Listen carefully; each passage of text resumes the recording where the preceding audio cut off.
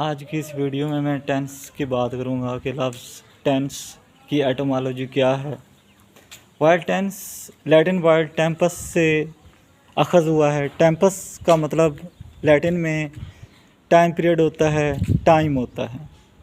तो फिर ये ग्रामर में, इंग्लिश की ग्रामर में जब इस्तेमाल हुआ टेंस, तो ये एक्शन का या वर्ब का टाइम बताता है कि कोई भी एक्शन किस वक्त में हुआ है। जैसे I walked, I walk, I will walk.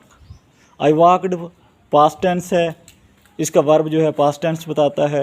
I walk, walk में प्रेजेंट टेंस बताता है, और I will walk future tense बताता है। वर्ब की फॉर्म्स जो हैं वो टेंस को बताती हैं कि इस एक्शन का ज़माना कौन सा है, इस एक्शन का टेंस कौन सा है। इंग्लिश में 3 टेंस होते हैं, प्रेजेंट, पास्ट और फ्यूचर। फिर उनकी फर्दर हर टेंस की 4 काइंड्स होती हैं।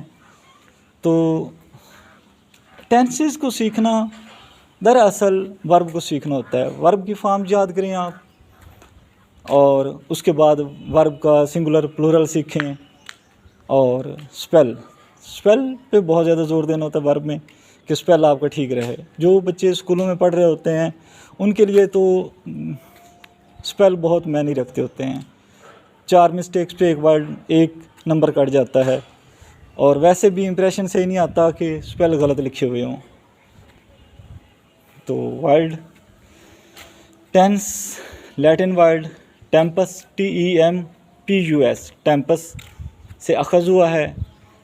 लैटिन वर्ड टेम्पस से अखज़ हुआ है और इसका मानी है टाइम। टाइम इसलिए ये जो टेंस है ये रेफ़र करता है वर्ब के टाइम को। तो आज के लिए इस वीडियो में इतना ही काफ़ी है।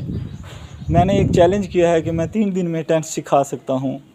तो आप देख सकते हैं कि मैं मुख्तसर सी वीडियोज़ में इन मुकम्मल टेंसेस को कवर कर दूँगा। शुक्रिया।